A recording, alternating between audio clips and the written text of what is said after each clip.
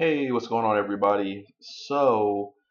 Today I'm actually going to be doing a follow-up video on a person named Paul Sear, who was actually a decorated U.S. Army Special Forces member in World War II, who had actually fought behind enemy lines in occupied France, but then also in the Eastern Theater against the Japanese in occupied China.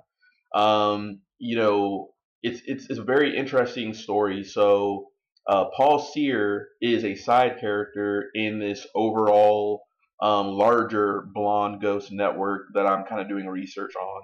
And the Blonde Ghost network is a network which I theorize is the brainchild of a CIA higher up called Ted Theodore Shackey, who I want to say was almost like he was like an assistant director for. Let me see here real quick. He was like an assistant director for clandestine operations in like the 1970s and everything like that. Anyways, even though I call it the Blonde Ghost Network, the main character working under or with alongside Ted Shackley or Shackey is a person named Edwin Wilson. And the Edwin Wilson case is kind of known if you're kind of into this type of history, but excuse me, Edwin Wilson was actually indicted for selling C4 plastic explosives and other weapons to the Gaddafi government in the late 70s and early 80s.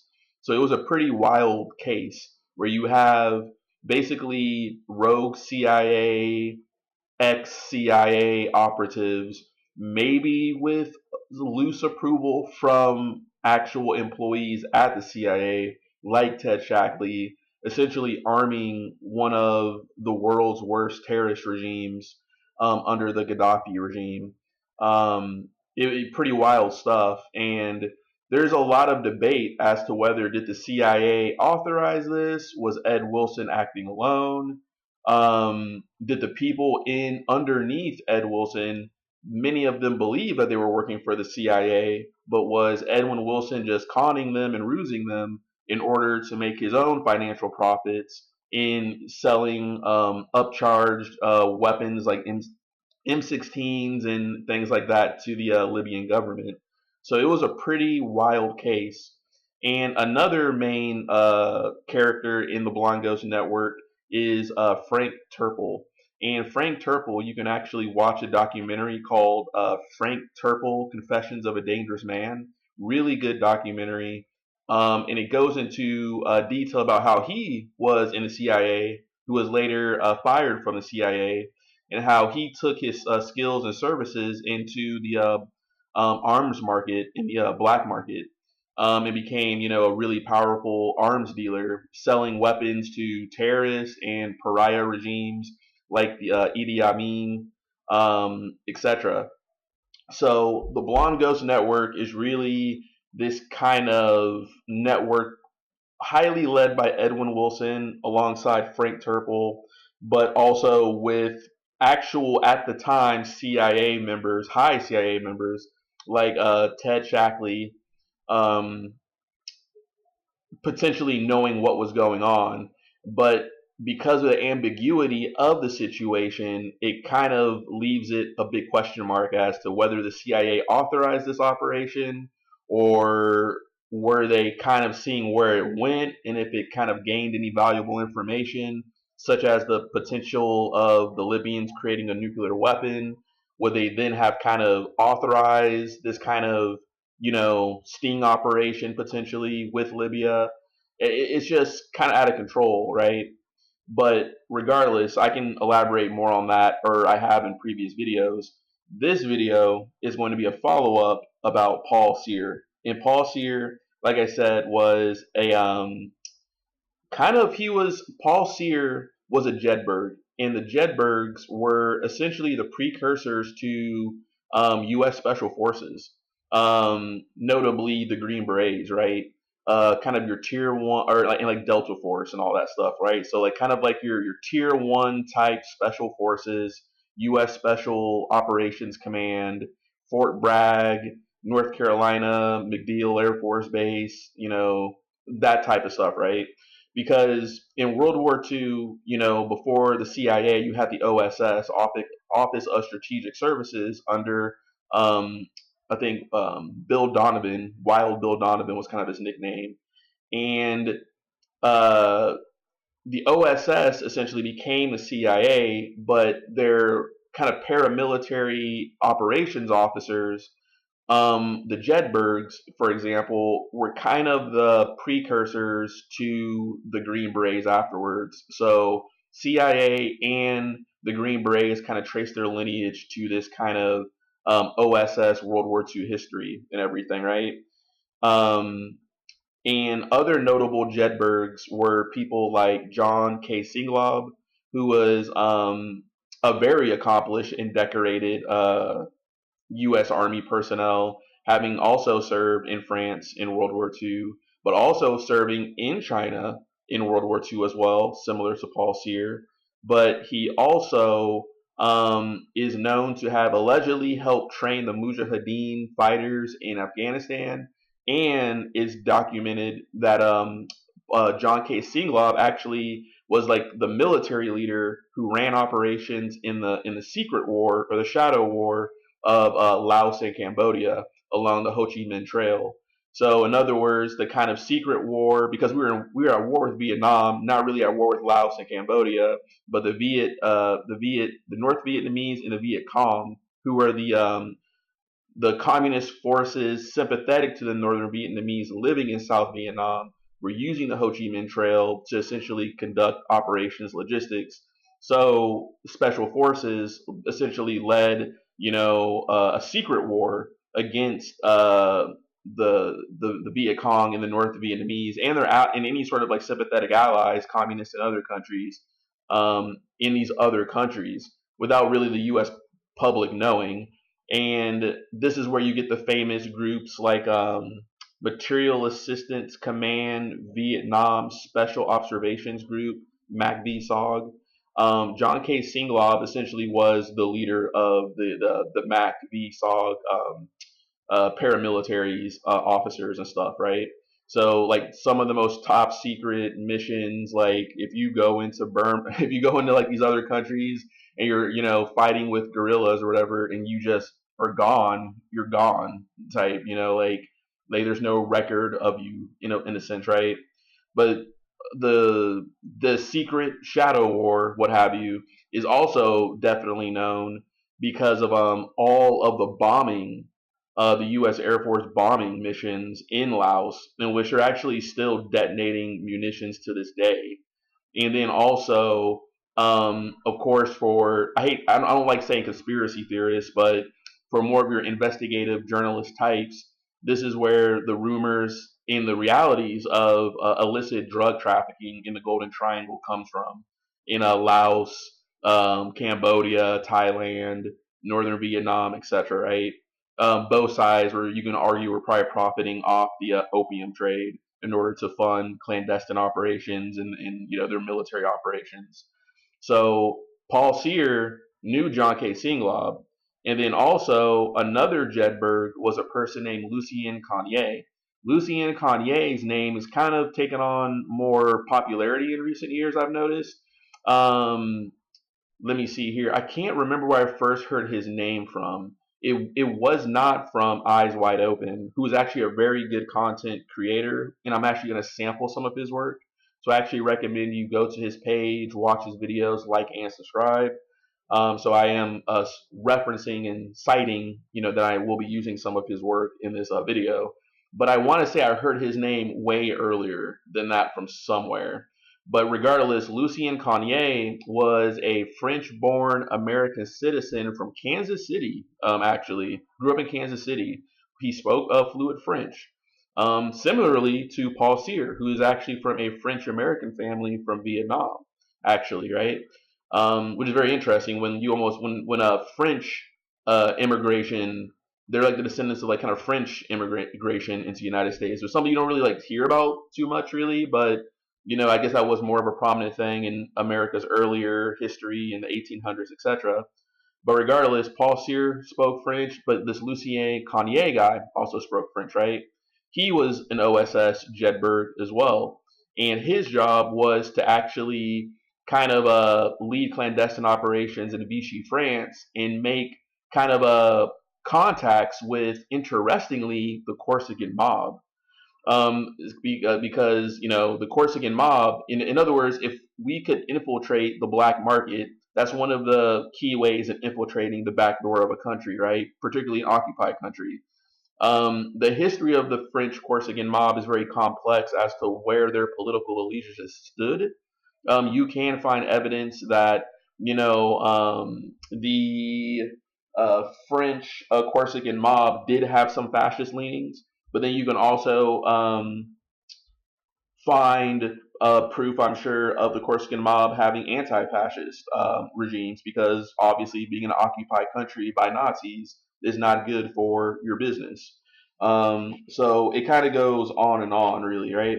So Lucien Conein is interesting because he is kind of like a handler or a liaison between the OSS and later the CIA and the DEA, with the Corsican mobs. And the Corsican mob, of course, is known for what? The French Connection, the heroin smuggling out of Southeast Asia or places like Turkey into Corsica, and then the port of Marseille, and then later into New York City to be chopped up by La Cosa Nostra and to be sold, and heroin to be sold across the United States and everything like that.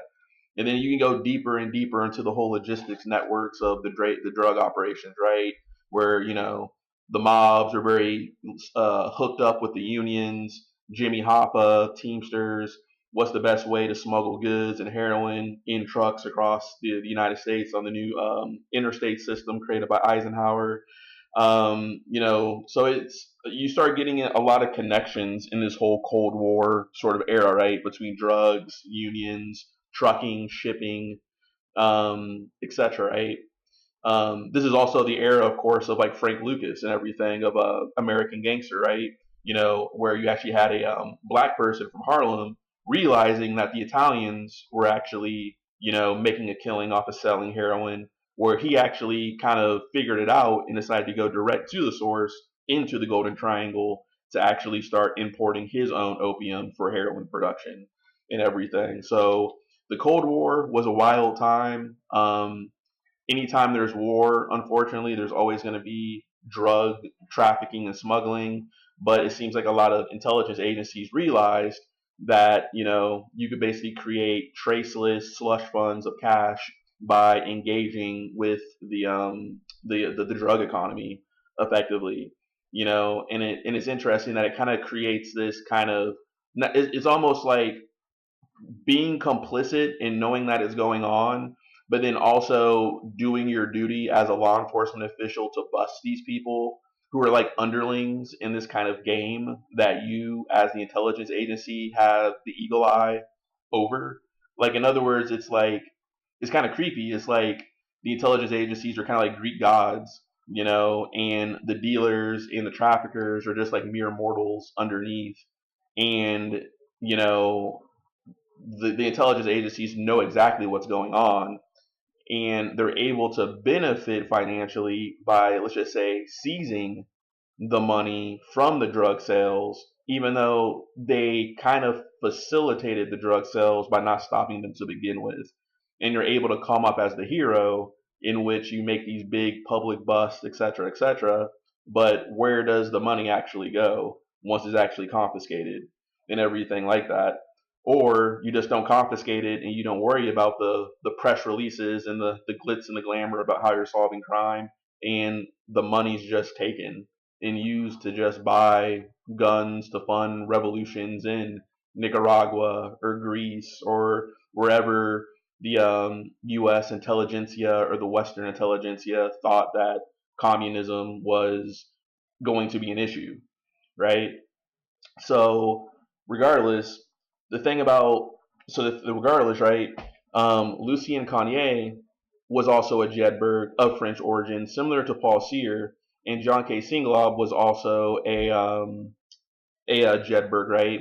So it's very interesting. So you basically have three known, you can basically say Green Berets, special forces, special operators with CIA ties, effectively, eventually caught up later down the road in a various array of other controversies, or notable CIA events. Lucien Conein was later incriminated in the overthrow of President Diem and his brother in South Vietnam, at the behest of, I want to say, Senator, what is his name? Harry Cabot Lodge Jr.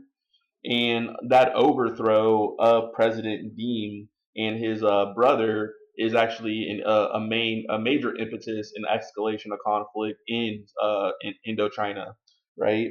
And some speculation has it is that Lucien Conein, working with people like Edward Lansdale, another higher up military CIA type figure, um, effectively helped to take over the pre-existing French connection drug trafficking and incorporated it into the American apparatus and everything.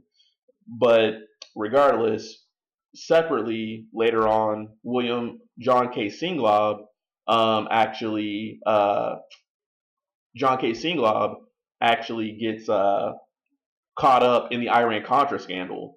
And then, of course, Paul Sear ends up getting caught up in the Edwin Wilson, what I call the Blind Ghost Network scandal.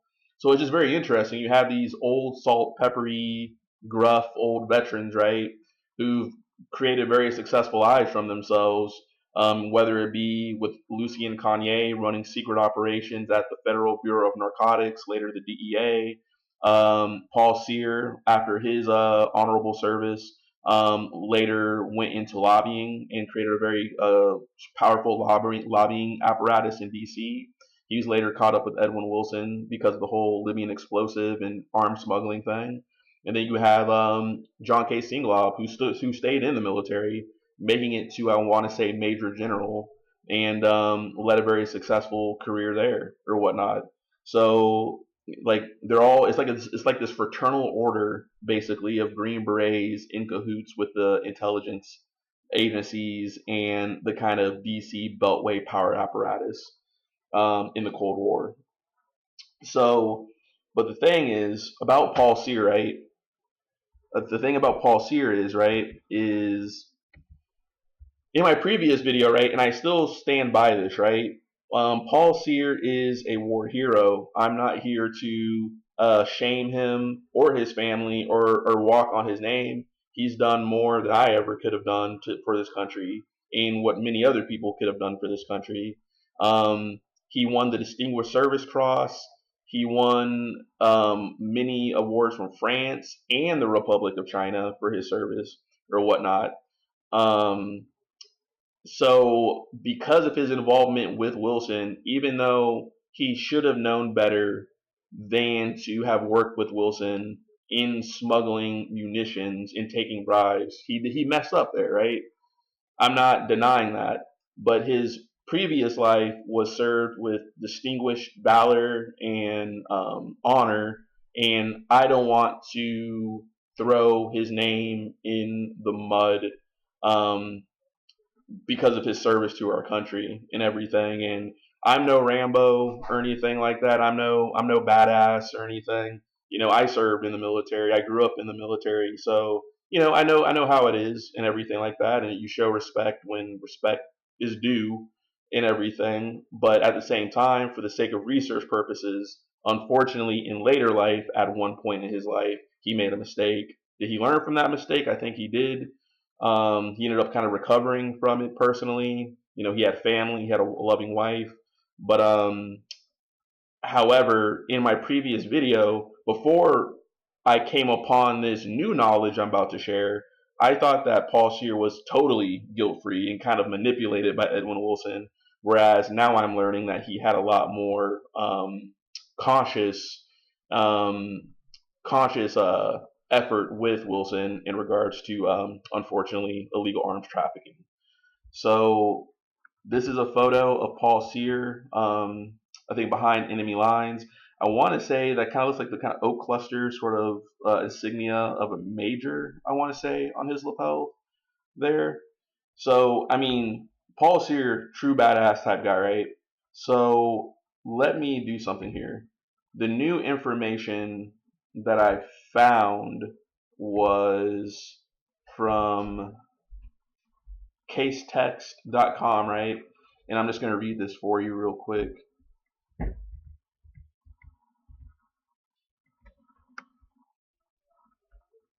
And let me see here. Let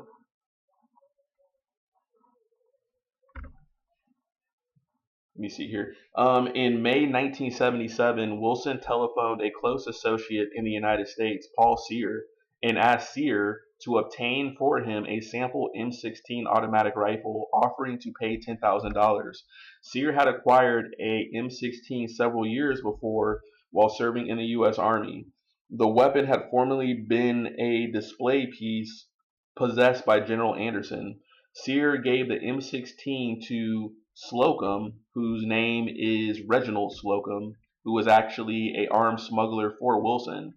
So he gave the M16 to Slocum, who concealed it in a footlocker and, acting on Wilson's instructions, checked it on a flight from New York City to Amsterdam, Holland. On neither this nor the previous occasion had Slocum given notice of actually 1 minute. Okay, so let me see here. So checked it on a flight from New York City to Amsterdam. Sorry, I had to pause real quick. On neither this nor the previous occasion has Slocum given notice that he was transporting firearms to the carrier. In Amsterdam, Wilson personally took possession of the M16, and from there it was placed on a charter jet and flown to Libya. Some 3 months later, the Libyan government entered into a contract with Wilson for 5,000 M16 rifles and other and arms and ammunition. Wilson proved unable to perform on the contract. So that's very interesting here, right? So Wilson was basically trying to sell M16s to the Libyans and everything, and he had these underlings who actually were able to acquire a few to kind of show them as like kind of demonstration pieces to the Libyans. But one of those demonstration pieces was actually some of those demonstration pieces were actually acquired actually by Paul Sear, who knew Edwin Wilson and knew John K. Singlaub and knew these people. And what's interesting is the one reason why I keep saying John K. Singlaub's name is because John K. Singlaub, interestingly, knew people involved in a separate scandal called the Nugan Hand Bank scandal of Australia, which was a known drug laundering bank near Southeast Asia. And let me see here. Sorry, cat's going crazy. But yeah, so John K. Singlaub was actually involved potentially in the Nugan Hand Bank scandal, which was a drug bank in Australia, potentially laundering a lot of the drug proceeds from the Air America drug smuggling from Laos and Chiang Mai and all these areas, right? So very interesting that it even connects to that. And another character that I've done videos on, Patry Loomis, was also incriminated in the Nugan Hand Bank scandal. So Nugan Hand Bank scandal, the Blonde Ghost Network, Iran Contra, Vietnam War, World War II. These all these things kind of coalesce and rub up on each other because a lot of the operators in one are kind of side characters in another space, right? So that's very interesting here, right? And I want to say, if I go here, so this is very interesting. So, and the thing about those M16s is that another person in the Blongos network, an army captain named Peter Golding, he testified that it was standard practice for Wilson in dealing with the Libyans to inflate prices 30 to 100%. In closing, the government stated that Wilson ended up with 20 to 22 million for his contracts. So very interesting. Let me see here.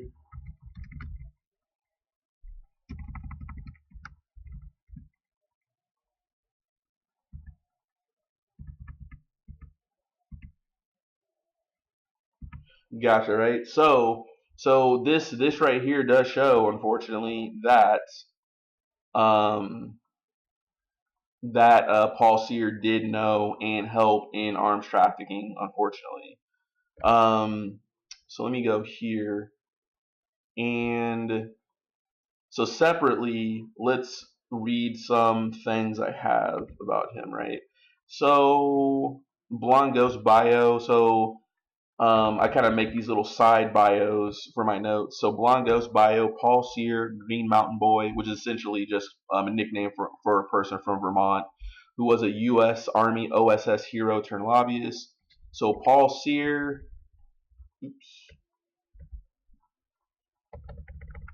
Paul Sear, a World War II veteran at the rank of colonel and former OSS officer from St. Johnsbury, Vermont, became a DC lobbyist with his firm Paul Sear Associates. He was of a French American family with military ties.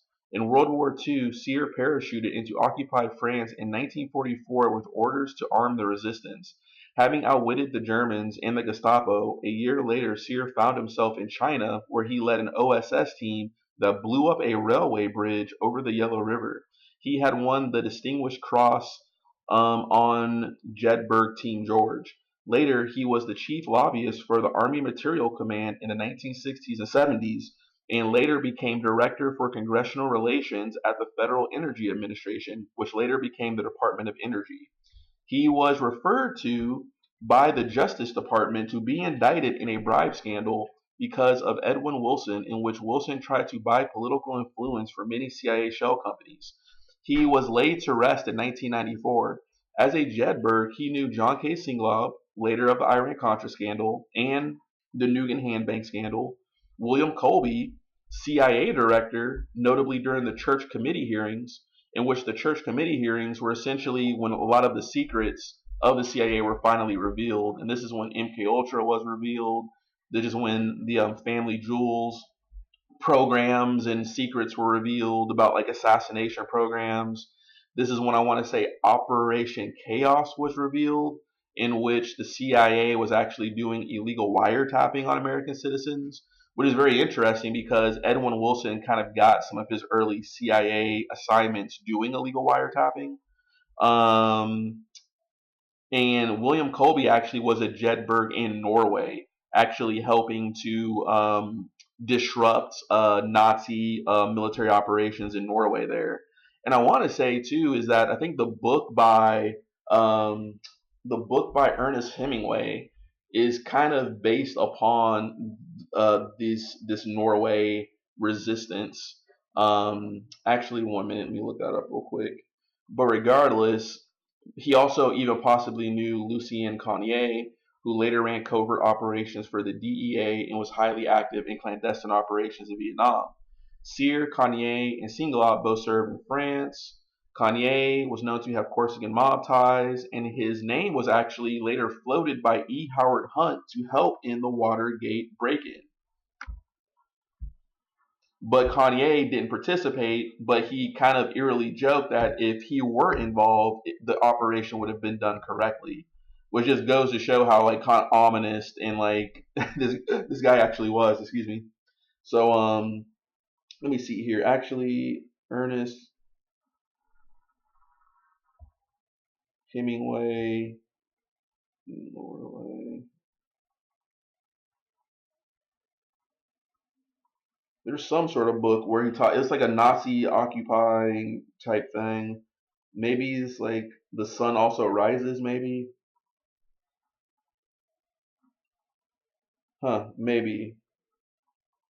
You see here, the sun also rises.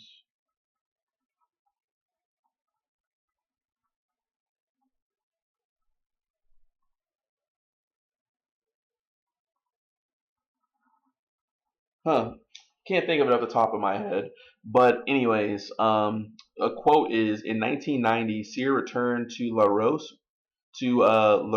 Blanche to be honored by the village that sheltered him. His wife and his family were guests of honors at the 1995 ceremony, a year after Cyr's death.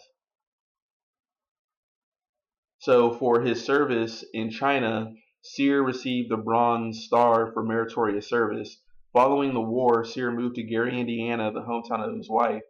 He entered politics, losing a bid for a congressional seat. For a time, he worked as an aide to Senator Homer Capehart, Republican Indiana, excuse me, and then took a job with the Federal Energy Administration. He maintained his ties to former OSS colleagues, including CIA Director William Colby and General John Singlaub. He died at his retirement home in South Carolina in 1994 at the age of 73. Sear was one of two native Vermonters to have served in the OSS, the other being Steve Cisco of Springfield, who served behind enemy lines in Thailand. So here are some sources. This is from the UPI, September 12, 1981. Federal investigators have sent to the Justice Department to ... So the Bureau agents in investigative cases summary said Wilson and Turple are known to bribe U.S. government officials to enhance their businesses, as evidenced by Paul Sear's referral and the William Weisenburger referral. Side note, William Weisenburger was a CIA employee involved in their technical services division who actually helped to kind of consult on the explosive procurement of the Edwin, Wilson, Frank Turple C4 exports to Libya. And William, i.e. Bill Weisenburger, was later fired alongside Paul Weisenburger by CIA Director Stansfield Turner after he took over the agency from George Bush. Underneath Stansfield Turner was CIA director under Jimmy Carter. And Stansfield Turner was not a big fan of like clandestine operations. He thought they were too messy, sloppy, and stuff like that, though, too. So, etc. So, referral, back to the reference, referral means cases sent to the Justice Department for possible prosecution. So, the Post identified Sear 60 as former chief congressional lobbyist for the Army Material Command during the 1960s and 1970s, who later held a similar position with the defunct Federal Energy Administration, and then became Deputy Director for Congressional Relations for the FEA successor agency, the DEA. The investigative report did not detail the bribery allegations, the Post said, but several sources familiar with the investigation told the Post that the allegations involved alleged payments to Sear to produce and promote Wilson's interest at a time when Wilson was trying to maintain his influence on Capitol Hill. There is no evidence Sear knew anything about Wilson's Libyan activities, the Post said.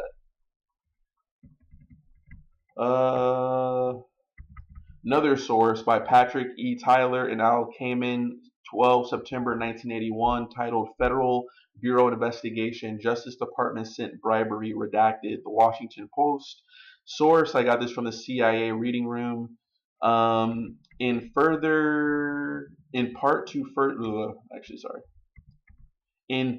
further these alleged efforts, the confidential report continues. They, in other words, Wilson and Turple, are known to bribe U.S. government officials. We already know that. That's just more. I kind of just keep notes of all the sources I get stuff from. Okay, so Sear, an avid sportsman, redacted, hunted partners with hunting partners. So Sear, an avid sportsman, I guess would take hunting partners or something. Included several congressmen, distinguished himself for behind the lines commando experience for World War II, where he served in the OSS, a predecessor to the CIA. The investigative report does not go into detail about his bribery allegations. However, no, actually, let me read this one. So the investigative report does not go into detail about the bribery allegations, but several sources familiar with the investigation said they concerned alleged payments to Sear to protect and promote Wilson's interests at a time when Wilson was trying to maintain his influence on Capitol Hill in support of highly classified intelligence projects and other ventures involving a string of companies he ran out of his offices at 1425 K Street Northwest. There is no indication in the report that Sear knew anything about Wilson's Libyan activities, which is interesting. So they're saying that there's no proof of that. However, in the other case text thing, there is proof that, put it this way, did Sear know what Wilson was going to do with the weapons at the end, to the end users? Probably not. But he still, unfortunately, helped him get some M16s to be these kind of demo pieces for the Libyans before they put in their big order, which is what Wilson wanted to get deeper and deeper with the Gaddafi regime, right? And the question still remains, was Wilson doing this for his own profit, Was he doing this for the agency, or was he just doing agency business as usual, in which you do illicit things, you're allowed to make a little bit of money on the side, but if the information becomes pertinent to the interest of the United States, it's kind of okay. In other words, they exist in a world of gray, in moral ambiguity.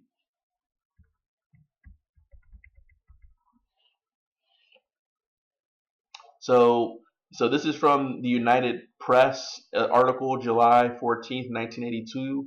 Paul Sear, a former official of the Federal Energy dot dot dot. So, Paul Sear, a former official of the Federal Energy Administration, has pleaded guilty to charges of accepting a bribe from Edwin Wilson, the former intelligence agency in custody, on charges of illegally shipping explosives to Libya, the government said Wednesday. An aide to U.S. Attorney Carol Bruce said Sear entered the plea in U.S. District Court Judge John Pratt Tuesday. The aide said Sear, 61, pleaded guilty to one count of agreeing to receive a gratuity and one account of receiving a gratuity. The offenses carry each a sentence up to 2 years in prison, a $10,000 fine, or both.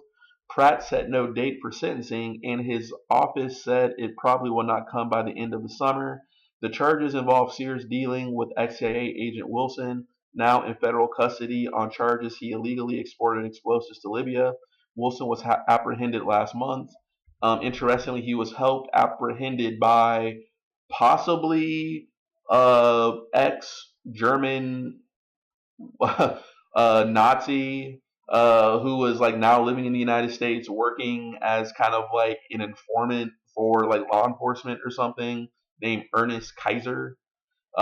He was lured back to he was lured to Dominican Republic from Libya by Ernest Kaiser on the bogus promise that the National Security Council wanted to actually use the information that Edwin Wilson had acquired in Libya.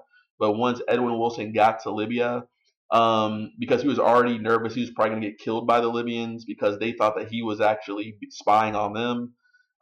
Dominican Republic authorities actually arrested Turple and extradited him back to the United States.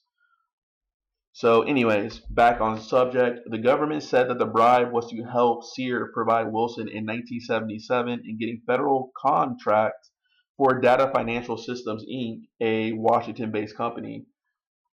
According to the U.S. Attorney Office, Wilson told one of the employees Sear was to get $3,000 to $6,000 for his help, and Sear picked up the money with an unnamed associate at Wilson's former business, Consultants International, in December 1977.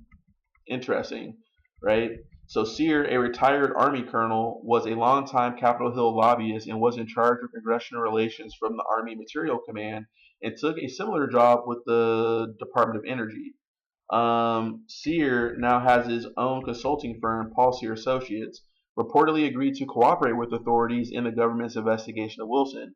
He joined a list of others who have agreed to cooperate with the government in its investigation of Wilson. In January, Douglas Schlachter, side note, who I'm actually going to do another video on, he's a very important little character, indicted in August 1981 on charges of illegally shipping explosives to Libya, agreed to cooperate with the government. He pleaded guilty to 2 counts of criminal conduct arising from his work with Wilson. In return for his cooperation as a witness, the other charges in the indictment were dropped. Wilson was arrested on 15 June at Kennedy Airport in New York following an international manhunt and held in lieu of $20 million dollars in bail. Right? So that's just it. So the feds. So that's just it, right?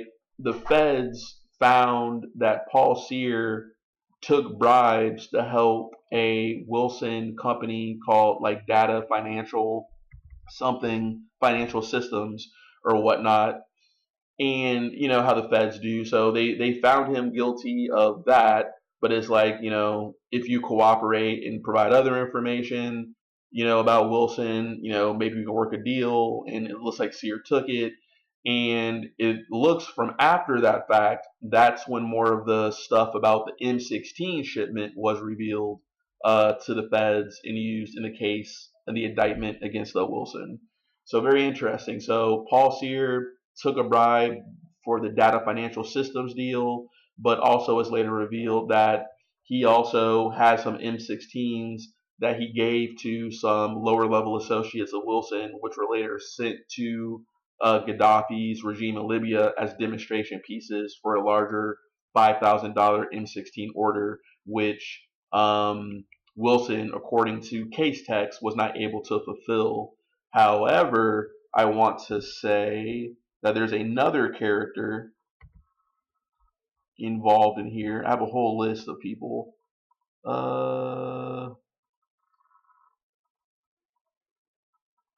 Actually, what's his name?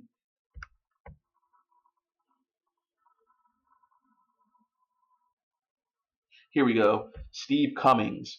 So Steve Cummings was the owner of Inter Armco in the UK, who was also a CIA asset who helped get M16 rifles, according to an article by Seymour Hersh published 14 June 1981 called "The Gaddafi Connection" in the New York Times. Right, and it's interesting that if I just click on his bio, so real quick, blow this up for you. So Steve Cummings, born in Pennsylvania, died in Monaco, went to George Washington University, occupation arms dealer, businessman. Um, Children include Susan Cummings, is an American heiress, best known for killing her boyfriend in 1997. Jeez. Um, so Steve Cummings was an arms dealer. So he was born in Philly and became interested in weapons after acquiring a Maxim gun from a disused American Legion Hall at the age of 5, which is something very interesting that if you watch the Frank Turple documentary, one of Frank Turple's first arrests was actually for trying to sell a machine gun when he was still in high school. So it seems like these guys, it's like their affinities with guns and their affinities for trying to sell guns. It seems to be a common trend here. So Cummings became a U.S. Army weapons specialist at Fort Lee, Virginia after World War II. Following his military discharge, he attended George Washington University on the GI Bill, and he was recruited in 1950 by the Central Intelligence Agency as a weapons expert. So Cummings then toured Europe, where he bought large quantities of surplus World War II weapons, both for Hollywood productions and the Taiwan government. During this time, he was also called upon to identify captured weapons in the Korean War. So in 1953, Cummins set up Inter Armco in Alexandria, Virginia, with a warehouse in Manchester, England. That's where England is very important in all this, and other international locations to capitalize on the vast stores of post war arms and ammunition. He used his contacts and expertise to acquire surplus weapons in large quantities to sell to various private and government buyers throughout the world. So in the 1950s and 60s, Interarmco flooded the American market with military firearms, catering to souvenir-hungry GIs and sportsmen, and drastically undercutting domestic sporting arms manufacturers. At the same time, Cummings became an export sales agent for various small arms manufacturers. Interarmco was an original exclusive agent for Armalite, and Cummings personally demonstrated its revolutionary AR-10 selective fire rifle to various nations, including Nicaragua and the Dominican Republic, which is very interesting because those two countries have a pretty interesting history of entanglement with the Central Intelligence Agency. With like I think Nicaragua with like the Somoza family and everything like that, and the Dominican Republic had their fair share of coups and dictators. Um, so the AR-10. So there's that. So, anyways, right? Very interesting person. You can almost do something on this guy in and of himself. Actually, let me finish reading this. So the Nicaraguan demonstration succeeded in what would have been the first ever AR-10 export sale to the nation of Nicaragua in 1957. In 1958, Cummings sold 100 Armalite AR-10 rifles to Cuban dictator uh, Fulgencio Batista. So Batista, right? So now we're kind of going into the JFK conspiracy realm of things, right? And how the CIA, was kind of backing Batista, and the mob had their casinos all down there. But then Castro and the communists take over and start, taking over property, and it just goes on and on from there, right? So, but in 1959, the entire shipment of AR-10 rifles was captured intact on the Havana docks by the victorious rebel forces of Fidel Castro. So Cummings wrote Castro and asked him if he would pay for the rifles or return them, and was invited to visit Cuba in return. Reportedly impressed with the firepower of the AR-10, Castro paid for the rifles and asked for more, but the American arms embargo to Cuba prohibited further sales. Castro later gave the rifles to rebels seeking to overthrow the Dominican Republic General Rafael Trujillo. So this guy is definitely interconnected, right?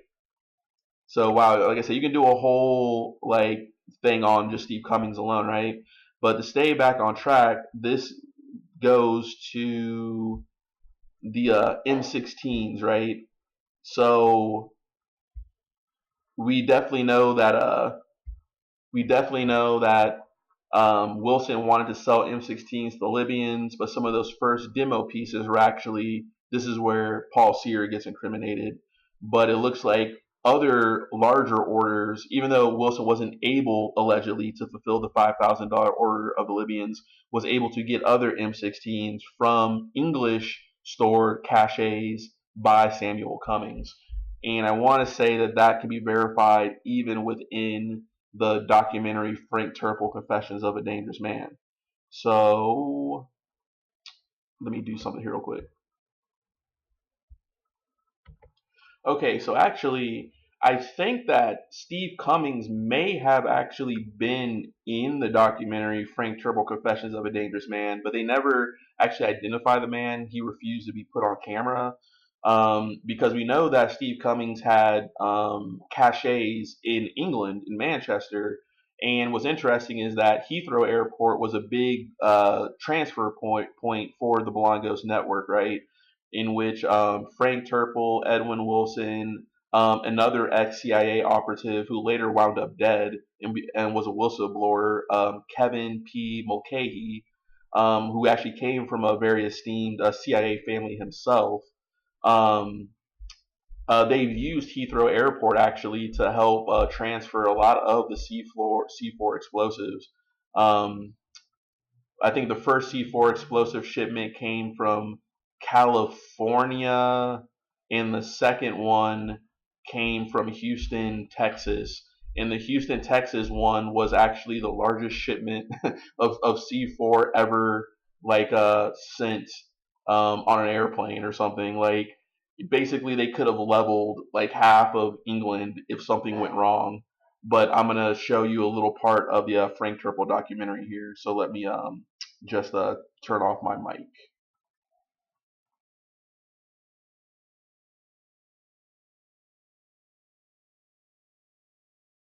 Washington, we approached the CIA, the FBI, and the Justice Department for some comment on Turple's activities, but this was consistently refused. But the implications of the Libyan operation extend far beyond Washington. As there are no direct flights between the United States and Libya, Turple needed reliable transfer points in Europe where lethal material and armed personnel could be switched to Libyan flights without official interference. According to Mulcahy, London's Heathrow Airport was the most important link in the supply chain. It's almost amusing the way Frank would conduct himself at Heathrow. It's probably the best example I can think of. Some of our people were walking around Heathrow somewhat disoriented and intoxicated. And with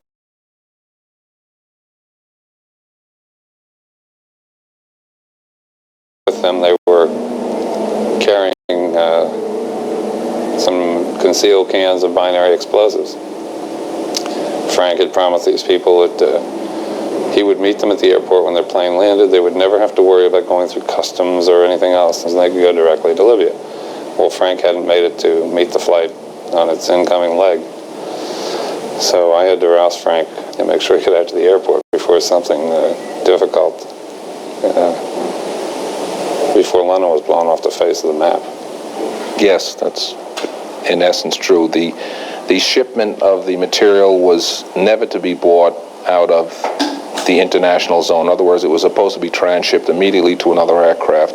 Harper had made a mistake. He went right through the customs with the material in question, and I did have some associates within the British government at the airport that helped Harper and the material back on the plane. So when a man walks into Heathrow Airport with enough explosives to practically destroy London, you've got people there who can sort this out. Yeah, I had certain facilities made available to me that the average bear wouldn't have had. Off the record, Mulcahy named Turpel's high-level contact with British intelligence. Turpel confirmed the name and claimed that the man in question had done a good deal more than smooth the way with the British authorities. In some cases where we needed some material and it wasn't available from one of our sources, he actually freely gave us some other sources of possible supply. In fact, at one time, he himself was in Libya aboard a private aircraft. He had access to privileged information. He had access to operations that were going on. I'm sure he was still active duty, and we regarded him as our professional babysitter. Using an unlisted number that Turpel had provided, we telephoned the babysitter's home. A meeting was set up in this London hotel. It was to last for 3 hours. The man confirmed his association with Turpel, but denied that he had been involved in any unsanctioned operation. He told us that the private plane had been provided officially and openly by the government of Libya. He went on to suggest that Wilson and Turpel's Libyan operation was in the best long-term interest of the Western powers.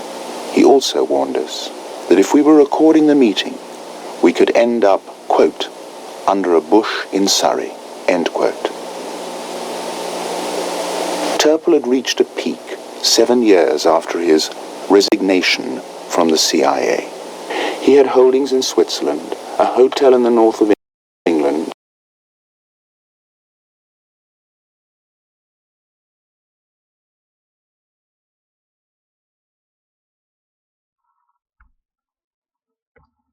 Okay, so yeah, I just wanted to play that for you because it's like we know that Steve Cummings was a major supplier of M16s, and I want to say within the Gaddafi connection, Steve Cummings is also listed um, there. But I think Steve Cummings could have been this English person, but I'm not sure. Um, However, it easily could have been like some MI6 person who was also kind of keeping tabs on the operation or whatever, because the Wilson, Turple, Blongos network were essentially operating on their turf, and they wanted to be able to know what was going on or whatnot. So there's that, and I think if I type in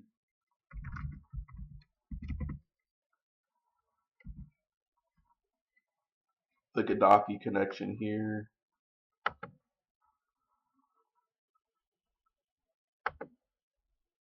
I'll pause real quick.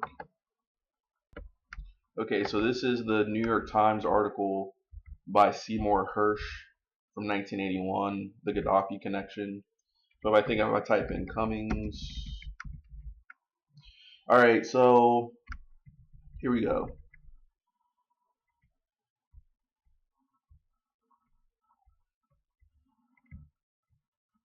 So Mulcahy, in other words, Kevin Mulcahy, who was actually, like I said, he was brought into the Glongos network to kind of be kind of like the office manager for Turple and Wilson. And he was ex CIA. He was an ex kind of a Navy electronics aerial person. Um, and he unfortunately became an alcoholic after he got out of the CIA and was involved in the early computer industry. But he turned his life around, got involved in like Alcoholics Anonymous, even became like a sponsor for many people. And when he was actually trying to set up halfway houses for kind of recovering alcoholics, he actually ended up meeting Edwin Wilson through his wife because they owned a bunch of real estate in the Virginia, Maryland area, and that kind of led him down this road of kind of getting back into the game of kind of like the CIA military armed stuff, right? But regardless, according to this article, Mulcahy was beginning to get a taste of the life as an international salesman, and it was good. In June, he flew to England to set up an exhibition at a security show at Brighton. The rooms were first class, so was the food, and there seemed to be a constant series of parties and party girls. One of Mulcahy's first customers at the security show was a Syrian company, Abdallah Engineering, which was interested in purchasing high-speed communications equipment, gear so sensitive, Mulcahy thought, that the State Department would never permit its export. Frank told me, "Don't worry about it, we don't need licenses, just get the order," Mulcahy recalls. By now it was obvious that Wilson and Turple had a wide latitude for the agency. The equipment included encoding devices and radio monitors capable of tracking, intercepting encoded signals. There was a meeting with representatives of the Irish Republican Army who wanted American-made M16 rifles. Mulcahy learned that such weapons could be found in plentiful supply. North Vietnam has sold its surplus weapons sizes, or sorry, sold its surplus weapons seized in huge quantities after its army overran South Vietnam in 1975 to Samuel Cummings of Interarmco, a European-based dealer. It was in England also, Mulcahy says, that Turple asked him if he wanted to earn $5,000 on his return flight to Washington by detouring to Cairo to deliver a cold gun with no identifying serial number. Mulcahy refused to deliver the weapon, but did learn months later that Gaddafi had provided Turple and Wilson with $1 million contract to assassinate Umar Abdullah Muyashi, a Libyan defector who had plotted to overthrow the government, Gaddafi's regime, excuse me. The assassination assignment had been subcontracted by Wilson to take note of this, three anti-Castro Cubans in Miami whom he had once worked with in the CIA. This actually even traces back now to the Bay of Pigs invasion and everything. In Brigade 2506 and Alpha 66 and Cuba Power and a lot of the anti-communist terrorist organizations.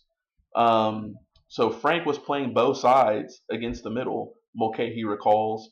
He was setting up an elaborate security system for the guy in Egypt to protect him while at the same time trying to bump him off.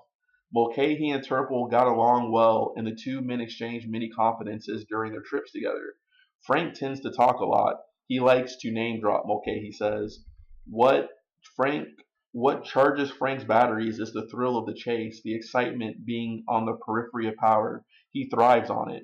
In time, Mulcahy said he came to realize that there was more truth in Turple's seemingly wild stories than he thought. So that's very interesting, right? So the cold gun, everything too. And I think if I go up here, this is kind of happening in 78, 79 time frame. Or no, like even like 76, 77. And I think if I go back to this case law thing and we go up here, so think about this, right? So like these guys were definitely involved in giving guns to like assassins, right?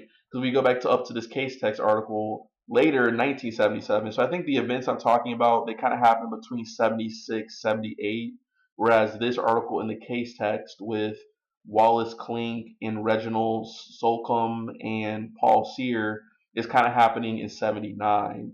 But they just show you right here how they were smuggling revolvers and toolboxes and M16s into other countries. So, okay, so the main thing, right, about this is Paul Sear. And so we already know that Paul Sear, unfortunately, was more involved in the M16 stuff than what I had originally thought.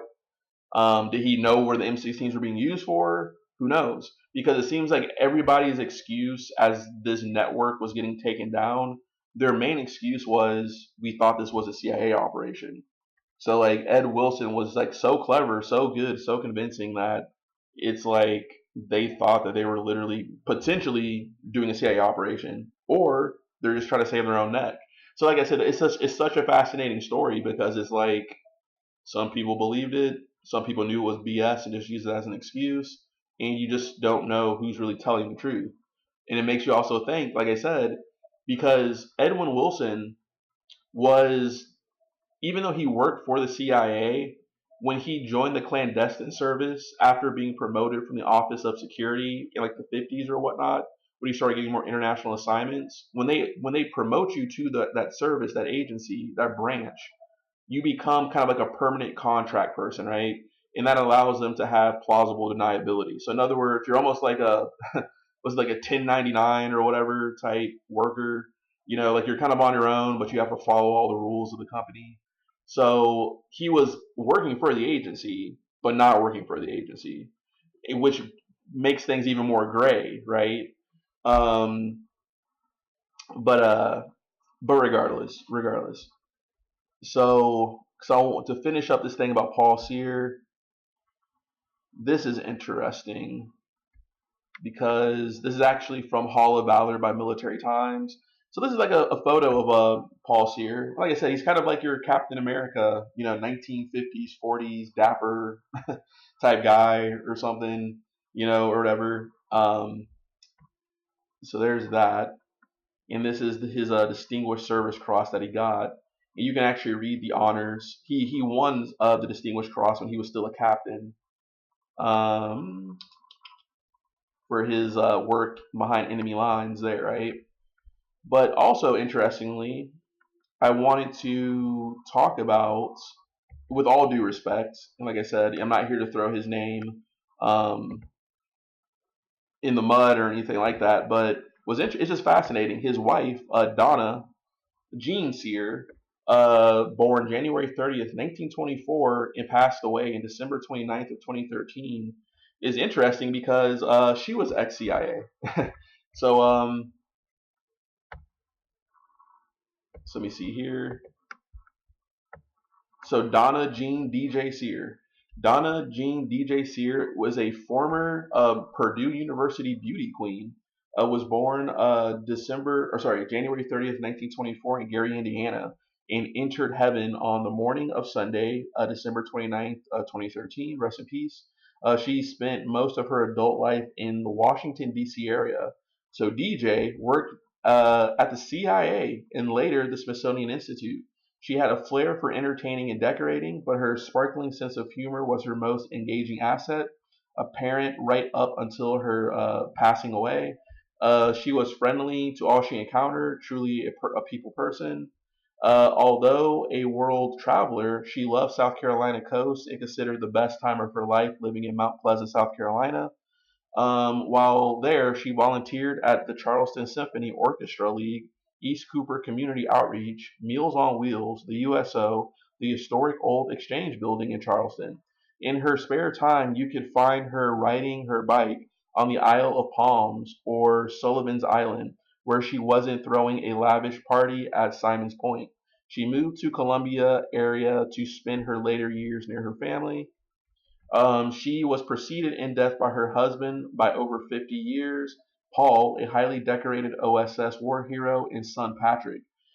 She is survived by her sons, Tom and Mike, her daughter, Sue Amwick, and I won't necessarily read off all their names. Excuse me. So this is very interesting, right? So that's kind of her background. So you got the war hero marrying the Purdue University beauty queen, and she later ends up, they both end up going to DC. He becomes a successful lobbyist, and she ends up kind of entering the Beltway kind of creme de la creme wine and dine space of the Smithsonian Art Institute and the CIA. So rest in peace to her. This is a fascinating little side piece. And in this article here, which is actually from Vermont in the Montpelier area. So let me do something. Yeah. Okay.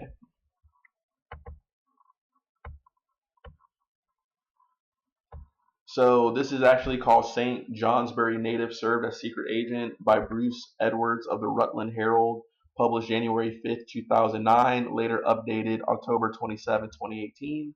So as you can see here, actually this is a photo of Paul Sear about to do a parachute jump sometime in World War II, it looks like. But maybe this is more in the Asian theater, maybe, I'm not sure.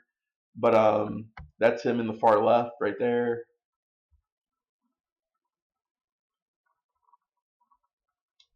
So it's very interesting. So here we go. So very interesting fact. So Sears' heroism on two fronts wasn't forgotten. He was recognized by the French government, which awarded him the Croix de Guerre and the Legion of Honor. From his own country, he received the Distinguished Service Cross. The village of La Roche Blanche didn't forget Sear and Team George either.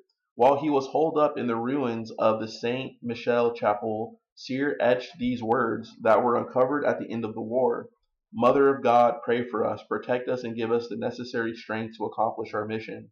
It was signed PC, alias Paul Louis Cartier, American captain, officer. In 1990, Cyr returned to La Roche Blanche to be honored by the village that sheltered him. His wife and family were guests of honors at a 1995 ceremony, a year after Cyr's death. For his service in China, Cyr received the Bronze Star for meritorious service. In 1975, the Republic of China conferred upon him the Order of Cloud and Banner. Following the war, Gary moved to Gary, Indiana, and the hometown of his wife. And then they later moved to Washington, D.C., where he started the congressional, um, his lobbying efforts, right? So what's interesting is, according to this article, he also maintained his ties to former OSS colleagues, including CIA Director William Colby and General John K. Singlaub. So and he died also at a retirement home in South Carolina in 1994, right? So very interesting stuff there. So I'm gonna pause real quick and I'm gonna get ready to wrap this up. Okay, so another interesting article, and it's a pretty long article. I try to do other videos reading all of it, but I think you almost need to do another video separately for it. But it's interesting. It's actually by the National Park Service, and it's titled "Post-War Period NWOSS Return to the Park Service," and it talks about uh, Catoctin Mountain Park and Prince William Forest Park. And these are important because I think that these were actually national parks that were used to actually train the OSS Jedburghs, right, and everything like that. So very fascinating stuff here. Um, so very fascinating stuff here. Uh, so the reason why I bring this up is because Paul Sear is actually mentioned in here.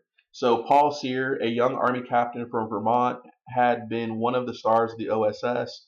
Trained in special operations, he had won the Distinguished Service Cross on Jedburgh Team George, which harassed the Nazis behind their lines in France.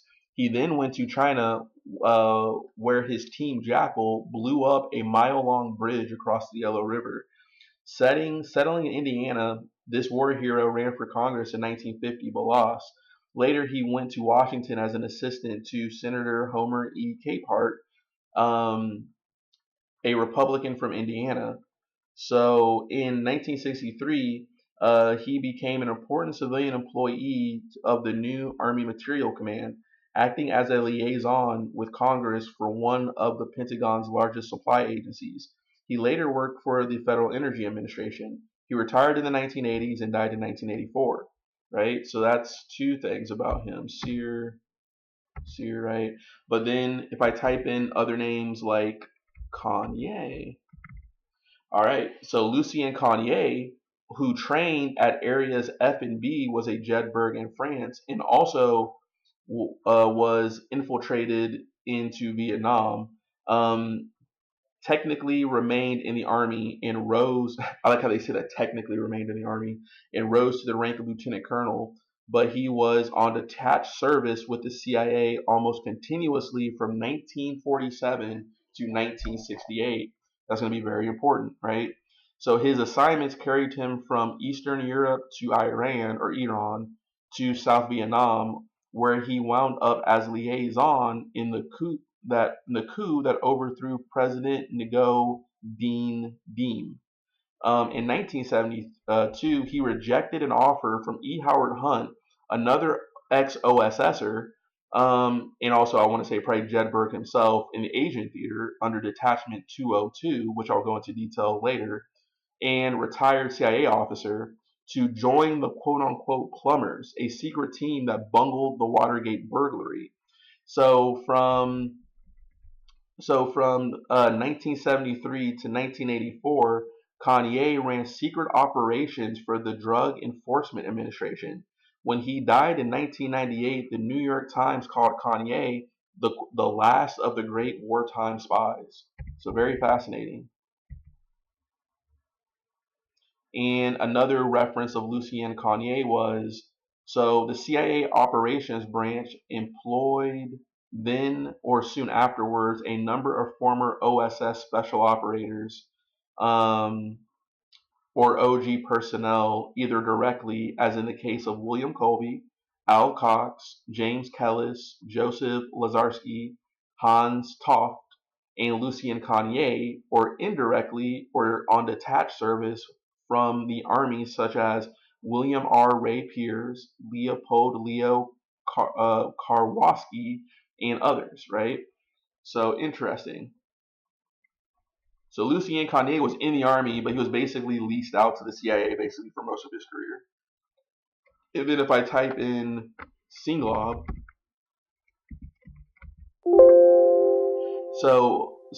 Aaron Bank was fanatical about training, according to former Jedburgh Major General John K. Singlaub.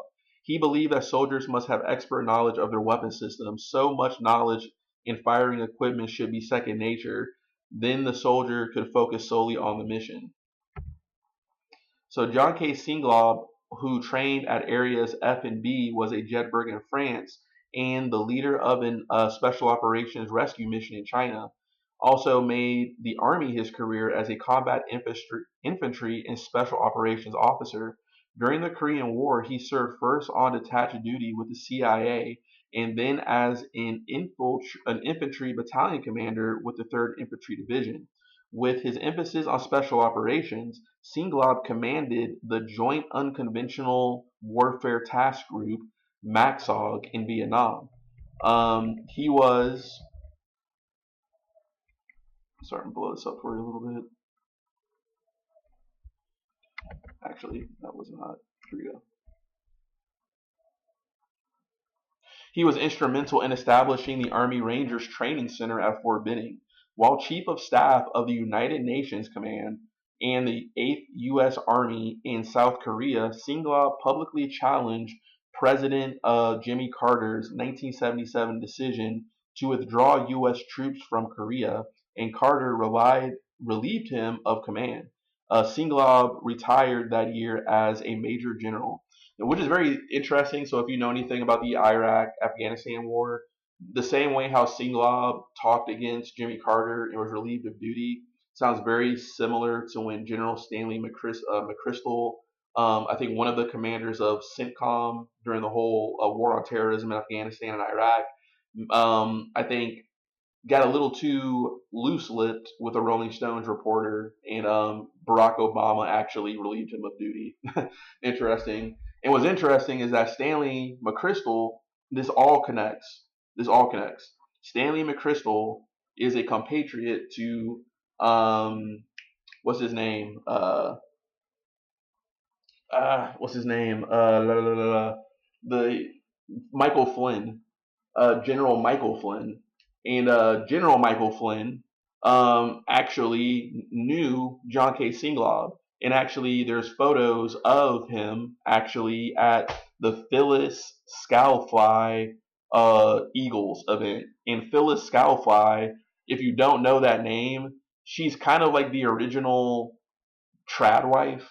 She was kind of like this like right wing woman who was against feminism and like women's rights and equality and stuff like that. So, which is just very interesting that like that organization named after her still exists and they're still honoring a lot of these like kind of right wing CIA adjacent military officers, which kind of goes to show the ideological cross section between the kind of trad wife, alt right movement, and kind of like your soldier of fortune paramilitary culture in a weird way. And I'll go more into that in a little bit, but so this is about Singlaub, right? So So the author has had access since he began his research on this subject in 2005. See also the public writings of some of the OSSers. For example, John K. Singlaub with Malcolm McConnell, Hazardous Duty, an American Soldier in the 20th Century. So that's one of the books by John K. Singlaub. Okay, right. So let me do something real quick. All right. So we talked about how, John K. Singlaub, Lucien Conein, William Colby, Paul Sear, and others were basically Green Berets before Green Berets, and essentially CIA connected, contracted type Green Berets, right? Before all that was officially established and everything, right? So what's interesting is that even though we originally started with Paul Sear, how all this even connects to events today. And that's what ultimately compelled me to do these videos. I was actually kind of trying to unravel a lot of the stuff behind the Trump administration.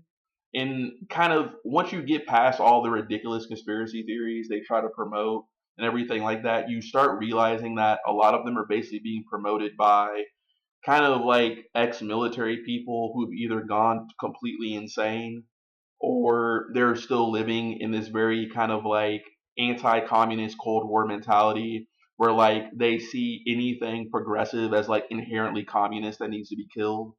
And because of their mentality and a lot of the very well funded um, donors they have, they've been able to spread a lot of this anti wokeness, anti DEI, anti CRT, all this type of anti progressive stuff that people consider. And they've done a very effective job in essentially leading an insurgency for conservatism in the United States.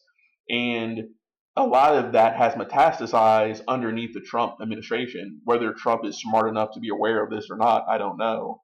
But Donald Trump definitely is associated, or he's essentially a descendant of what's always been going on. Donald Trump is a descendant of the Ronald Reagan Cold War, William Casey clandestine operations era with Iran Contra and the drug smuggling. He's also a successor to the Nixonian era and everything like that in the Watergate scandal. Let's be real here. Roger Stone literally has a tattoo of Richard Nixon on his back. Like he's from the Watergate era. Um, and then also, Trump is a descendant of the whole neoconservative, Leo Strauss, um, type mentality that came immediately after World War II to kind of distance the United States from the Soviets. And this is when the Red Scare happened. And this is when the McCarthy hearings, which were highly bogus and ruined a lot of people's lives, notably Hollywood actors' lives for being alleged as communists. Trump is a descendant from all this, right? And how do I make that claim?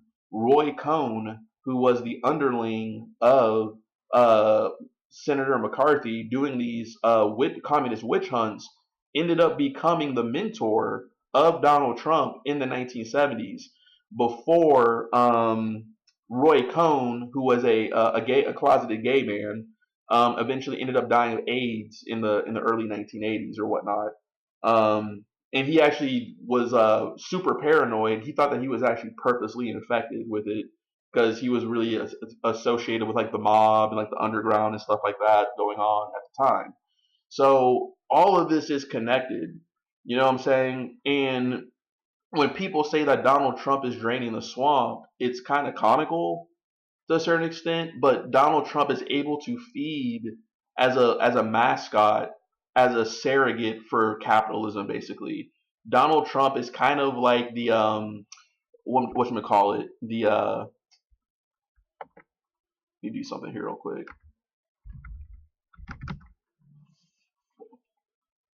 Fallout.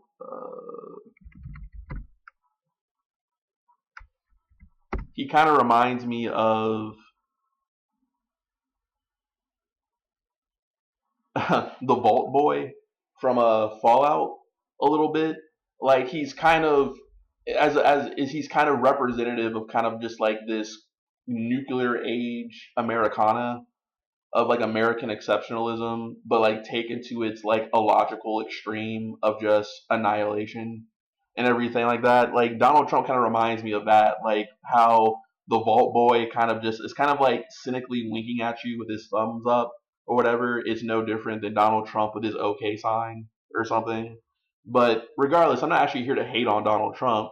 I'm just trying to say that like he actually is a successor of what's always been done, but his his underlings and his supporters, like Michael Flynn, have been able to weave this very biased, one-sided conspiracy theory culture to make it seem that that's not the case, and rather they're trying to blame quote unquote social justice warriors as if they even have the money, funding, and finances to like do anything, when they're essentially a bunch of like urban post hipsters trying to pay off their student loan debt or something. Like they're not these well-funded right-wing industrialists like the Uline family and the Koch brothers and the Bush families and all these type of people. Like it's ridiculous, right? Not to hate on George Bush or not, or whatever. But but the thing is that if we go back to this here, so how I said John K. Singlaub, right? So Hazardous Duty. This is the thumbnail of that book that was referenced in the National Park Service article, right, with Malcolm McConnell. And if we go here to this photo, who do we see? We see General Michael Flynn, whose brother, Charles Flynn, was essentially on the other end of the phone call, allegedly, because he was a higher up in the U.S. Army with the Pentagon who would have been able to give the authorization to have unleashed the National Guard. And allegedly, Michael Flynn and his compatriot, some other general who's now the leader of the Wounded Warriors Project, Walter Piatz, I think is his name, allegedly stalled the deployment of the National Guard on January 6th or whatnot, which is just another interesting case. Even January 6th is a successor to the Iran Contra, Reagan, Bay of Pigs, Blonde Ghost Network, World War II type of stuff, Red Care McCarthyism that I'm talking about. But people just want to desperately believe that Donald Trump is some savior. And I'm not saying that he's not, but I'm just saying is that you need to be fair in your allegations, that you can't just blame the left wing for everything, is all I'm saying. But it seems that there's a cultural concerted effort to blame the left for everything, from YouTube culture to Twitter to shadow banning people to a lot of the opposition in regards to the Palestinian Israeli situation. And a lot of those type of people who've been standing up more for Palestinians have definitely been shadow banned or banned outright. I mean, it's just ridiculous. But it's not necessarily the truth, it's whoever has the power. And I feel that conservatives operate on a very power based ideology, but they veil it with this kind of millennialist, Zionist, Christian, apple pie Americana aesthetic or something like that, to kind of shroud the kind of it's Amdula oblongata lizard brain, or whatever, as I like to say. Um, but so there's John K. Singlaub with Mike Flynn, right? So what else was I gonna do here? And before, right? So before I keep going, right, is how I said Phyllis Scoutfly, right? So let me do something here real quick. Actually, before I do something here real quick, let me play something about how crazy Michael Flynn became, right? And Michael Flynn, now that Donald Trump has been reelected as president, is probably going to have free reign to do whatever he wants now, again. So let me do this real quick.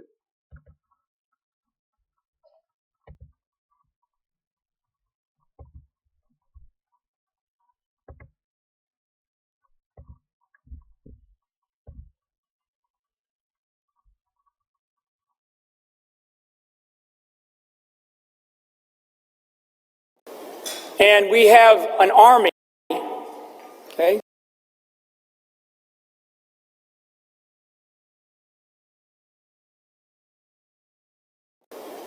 And we have an army, okay, as a soldier and as a general, as a retired general. We have an army of digital soldiers. What we are now, what we call, I call them, because this was an insurgency, folks. This was run like an insurgency. This was irregular warfare at its finest in politics. And that story will continue to be told here. But we have what we call citizen journalists. Okay, because the journalists that we have in our media did a disservice to themselves, actually more than they did to this country. They did a disservice to themselves because they displayed an arrogance that is unprecedented.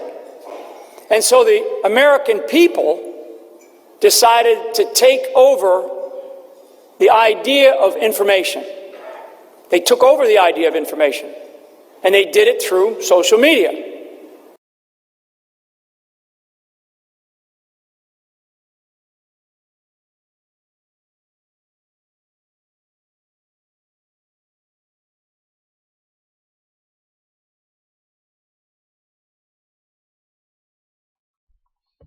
Okay, right. So interesting. And let's look at some of the comments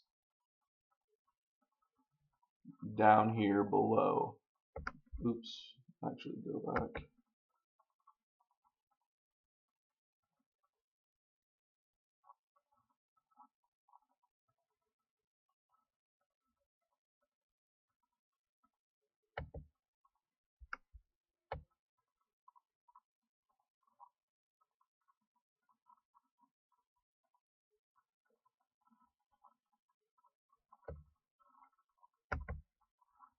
Yeah, so you can kind of see, right? Look at these. Look at this, right? Thank you, General Flynn. Meme magic is real. Thank you, General. Right? That's also very important because memes can be used in a weird way as a form of psychological warfare, right? And I don't take this person serious at all, who I'm about to reference, and he's kind of talked about a little bit in some, I hate to say, conspiracy investigative journalist type things or whatever, but his name is Paul Aquino, and he was supposedly like the author of a book called Mind War, which is about like essentially just making up postmodern warfare, basically, right? And memes and stuff like that, right? Kind of the precursor to that type of stuff, right? Which is very interesting because white supremacist Richard Spencer, in an interview with Vice way back when the alt-right was like the hip thing kind of happening, in 2015, 2016, before the election of Trump, Richard Spencer, a white supremacist with ties to other white supremacists like Jared Taylor, um, admitted that the alt-right was basically memed into existence, right? And this is where you get the whole Pepe the Frog type trolling and everything as kind of like the essentially the you almost say like the Hitler Youth Online promoting a lot of this like meme warfare magic stuff, right? But I sound crazy when I say this stuff, right? because it's supposed to sound crazy, so you don't believe that this is what they're doing. But if you see, regardless, some of the comments here, you know, think about this. I've never felt better. Rather than being reduced to constant complainers, we are being made part of the solution. So essentially, a lot of these weird people on here, I would not be surprised, are many of the trolls that he's talking about in his troll army and everything, right? So there's that.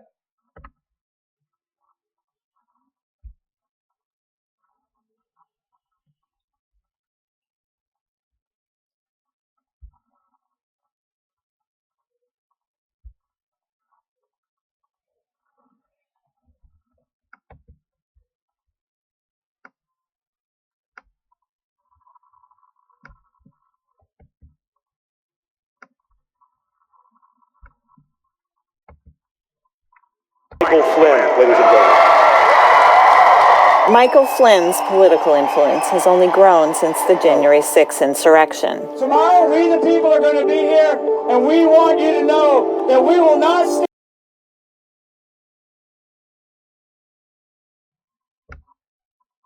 All right, so real quick, see right behind Michael Flynn in the Stop the Steal thing, you actually see the South Vietnamese Republic flag, right? Which is kind of a symbol of kind of like being against anti-communism, right? So it's very interesting. See, like I said, a lot of it, whether it's almost like the subconscious, the collective subconscious, right? Of kind of like right-wing conservative politics, right? Almost like we're almost kind of entering like Jungian psychology here a little bit, in which you see a lot of these totems and symbols and semiotics and memes, right? A lot of like communications theory, postmodern theory, right? Always consistently presenting themselves subliminally in order to influence intended reactions in the audience. So therefore, like you by instilling and emplacing, you know, like even like this Korean flag or like the Make America Great hats or whatever, they're just very effective tools at kind of promoting the MAGA message, essentially. But I'll keep playing this.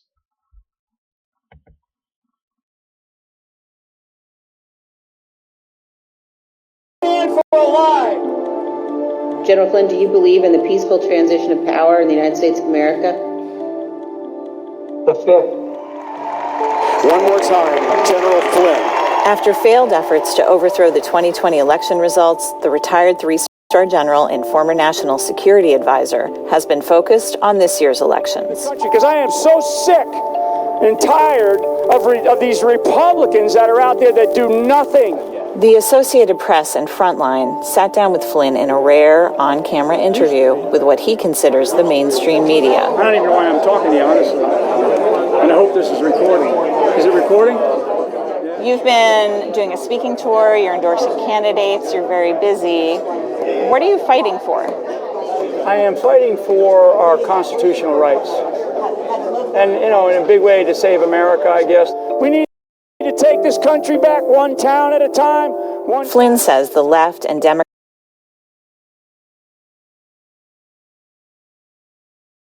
Democrats want to destroy the country. They're godless, they're soulless.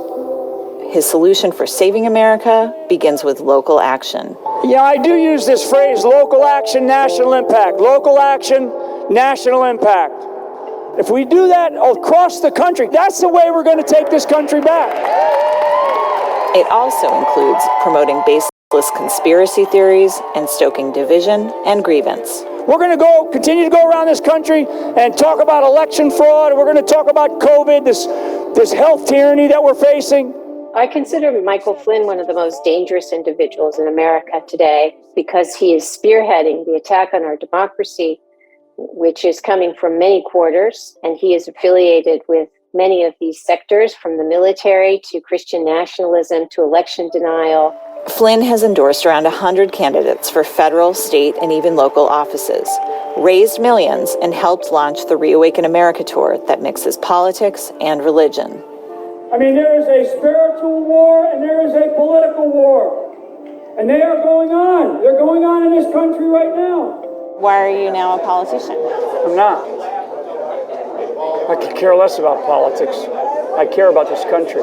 Since the November Virginia election across the country, we have overturned 200 school boards in this country. 200. You don't think what you're doing right now is engaging in politics? Or no, I think every single person in this country, every American citizen now has to pay attention to politics. My faith and my health. I don't want the government messing around with those two things. So Flynn is getting in front of audiences and he's using Christian nationalist rhetoric to rally people who want to be fed that because they want to be excited, mobilized. They're going to shut our churches down, and they're going to tell you, you're going to get mandated to do this, you're going to get mandated to do that. Christian nationalism threatens democracy because it is fundamentally anti-democratic by nature. It doesn't prioritize the incorporation or the participation of all Americans. They say you're a Christian nationalist. Are you? What is that? I'm an Irish Catholic. We should skip that question. He's an Irish Catholic general who served I'm a follower of Jesus. How's that? 33 years in the military serving his country. During our interview, Flynn drew on a familiar tactic, attacking the media. AP is a horrendous organization, okay? Because of an AP false story on me caused the Dow Jones to drop and either suspended or fired the guy. What story was that? The AP never wrote such a story. Flynn got upset when we asked him about his brother, U.S. Army General Charles Flynn, who was involved in the Pentagon's response to the January 6th insurrection. Did you communicate with Charlie on or about your brother, General Flynn? Okay, that question. On or about January? This is why AP. See, AP won't do this. So because of this interview, I will never talk to AP again. So if somebody in a press conference, and because I usually ask, who are you? I got it. I'm so sick of this because it's so fake and it's so targeted and it's all about we're gonna get this guy. No. It's okay. That was dumb. Why don't we do it? Dumb. I'll never speak to AP again because of this interview. But Flynn continues to speak publicly, and his actions show he's building a political movement to influence elections this year and beyond. And we're not facing Goliath. This enemy is not 10 feet tall. This enemy is weak. And how we defeat them is when we get involved in our communities around this country. God bless you. God bless America. And thank you very much. Peace.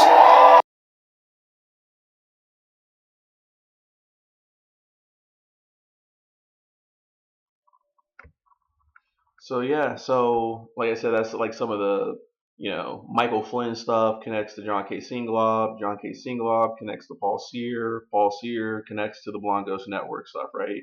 So like I said, it's just very fascinating. A lot of it all kind of rubs off on each other and everything like that. And lastly, one thing I would like to do is the reference, and like I said, I'm citing the content creator Eyes Wide Shut or Eyes Wide Open in his thing about E. Howard Hunt, Lucien Kanye, and John K. Singlaub.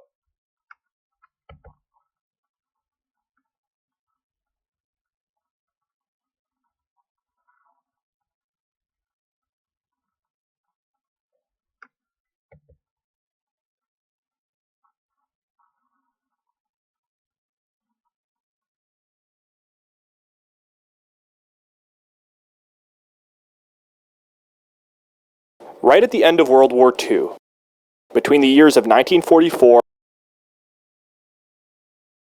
and 1945, the Office of Strategic Services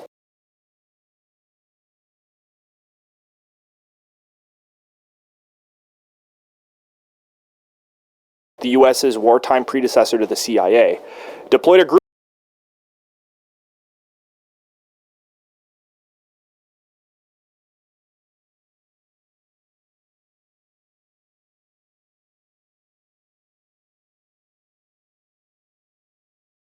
of agents to China and Southeast Asia, ostensibly to conduct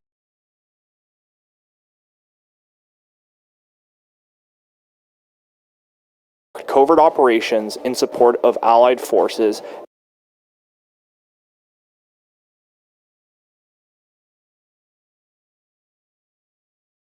and to subvert the Japanese effort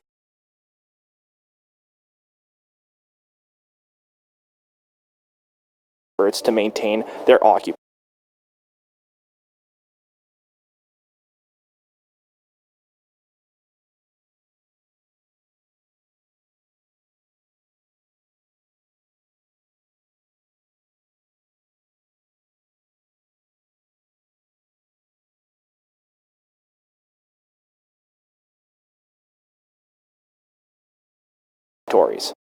Throughout my research, I have seldom come across a group of intelligence agents that were more impactful to U.S. clandestine history and the development of modern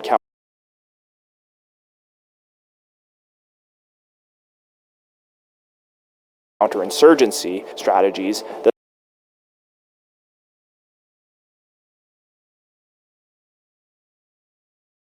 the men who were in OSS Detachment 202 in Southern Asia. As we prepare for my upcoming multi-part expose on the French Connection, I wanted to tide you all over with a short overview of 4 of the men at this detachment. If you are a regular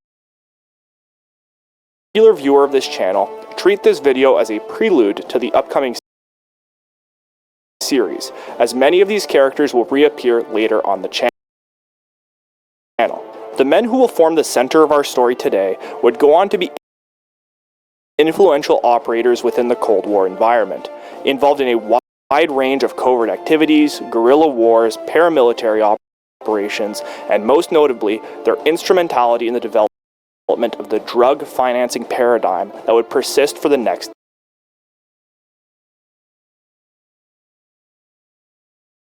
decades. Detachment 202, in my view, can be seen as an incubator of sorts for the future class of American clandestine experts. I believe that these figures exemplify an elite cadre of cold warriors that would go on to shape post-war American foreign policy. In this video, we will be discussing 4 characters: the spook, the general, the operator, and the mercenary. Stick around to see who these 4 characters are, as these characters' distinct but interwoven careers throughout the Cold War shines a light on the intricacies of U.S. foreign policy and counterinsurgency theory more broadly. As always, if you are new to my channel, I cite all my sources in the description of every video. There will be a number at the top of the screen that coordinates to a source in the description. I encourage you to check out my sources, as there's always information that I have to leave out. So let's tell the story of the men of OSS Detachment 202. Let's begin. I will do my level best to stand up for freedom and democracy around the world by keeping the United States of America strong and by keeping our eyes wide open as we welcome change in the world, but keeping our eyes wide open.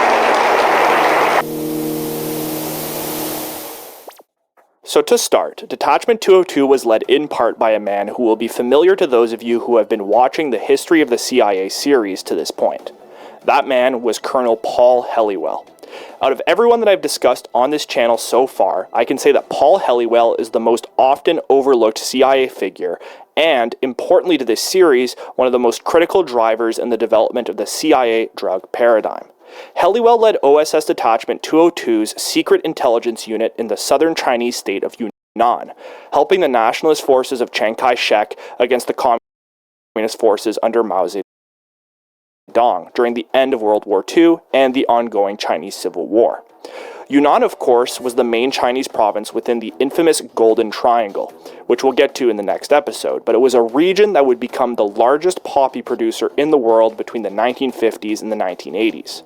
Under the official title of Chief of Special Intelligence in China at the end of World War II, Helliwell's colleagues later claimed in a now infamous quote in a 1980 Wall Street Journal article that Helliwell gathered information during the war with 5-pound shipments of opium, or, quote, 3 sticky brown bars, according to one testimony.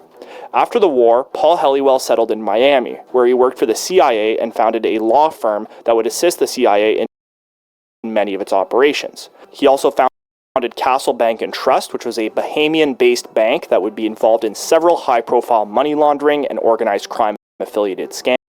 scandals. Many believe that Helliwell is also a benefactor to the Bay of Pigs. It's hard to substantiate that, but that many researchers do believe that. But most importantly, Helliwell worked to establish shell companies to help launder dirty funds into the real estate market in South Florida. He essentially embodied the role of a CIA paymaster, channeling black, unaccountable funds to secret operations. I don't want to go too much into Helliwell because he will be the main character of my upcoming series, and we will be discussing his career extensively in the next parts. However, for the purposes of this video, let's remember that CIA paymaster Helliwell was an officer in the OSS Detachment 202, and likely had a strong impression on the men that we are going to cover today. Helliwell's fingerprints as an agent and an operator can be seen in all these men that we are going to discuss today. So let's get into our four main subjects, starting with the spook, E. Howard Hunt. If you've read anything about the CIA, you will recognize the name E. Howard Hunt, a larger-than-life figure in the early Central Intelligence Agency, and a true spook by all definitions of the word. Hunt details in his memoir that he got his start with American intelligence under Helliwell's OSS Detachment 202 in China. Hunt would then be a founding member of the CIA, and his career with the Central Intelligence Agency reads more like a Netflix show than reality. His animated and almost unbelievable career is fitting to his character, as he spent his evenings writing spy novels for most of his life, under various pen names. Following his time in China during the war, working from the CIA office in Mexico, Howard Hunt would be instrumental in Operation PB Success in 1954, which successfully overthrew the democratically elected government of Arbenz in Guatemala, and was the second of the big three coups under Allen Dulles' directorship of the CIA, following the overthrow of Iranian Prime Minister Mohammad Mossadegh in 1953, and subsequent to the 1960 overthrow of President Patry Loomis in the DRC.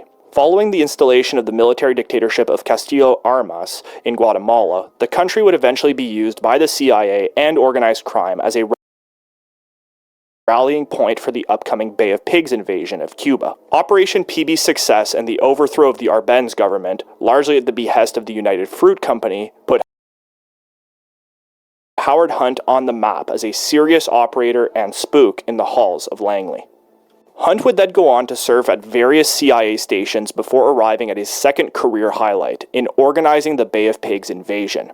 According to David Talbot, Hunt worked as a political liaison between Langley and the anti-Castro Cuban exile groups in Florida and Louisiana that would eventually participate in the doomed invasion.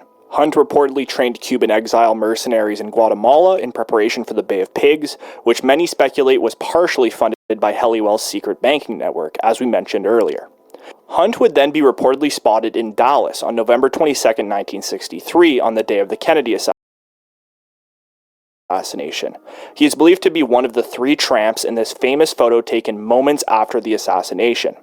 The identity of the three men in the photo is often debated, but as theorized by numerous Kennedy researchers, the third man in the photo, as I've highlighted here, does share a resemblance with Hunt. He clearly had a motive for being involved in the plot, following JFK's reluctance in providing air support to the Bay of Pigs invaders, an operation that Hunt himself was deeply involved with.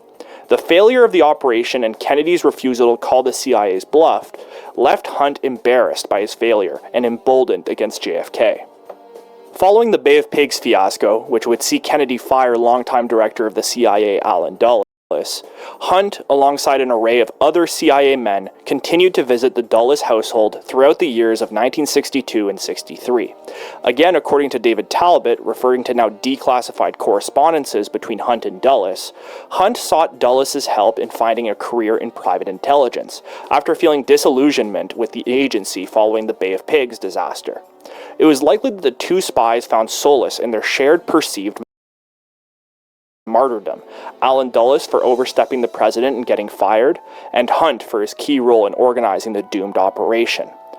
Howard Hunt ultimately decided to remain with the agency, and officially helped Dulles work on his memoirs in the following years. Researchers, however, speculate that the meetings that took place throughout the years of 62 and 63 at the Dulles household had a more sinister purpose, likely tied to the Kennedy assassination in November of 1963. The crestfallen spymaster would host such CIA guests as counterintelligence czar James Jesus Angleton, Head of the Directorate of Plans and future CIA director under Nixon, Richard Helms, which I have to mention here got his start in China as well with the OSS, like Hunt and the other Detachment 202 men, propaganda expert Cord Meyer, and, finally, Dulles' replacement as CIA director, John McCone.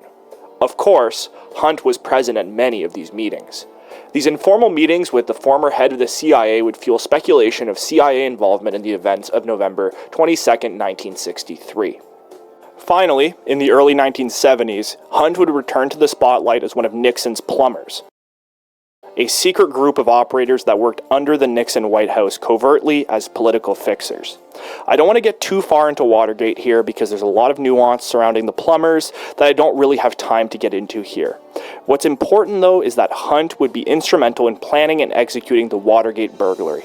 Hunt would be forced to testify in front of the Senate Watergate Committee and would finally serve 33 months in prison for his involvement.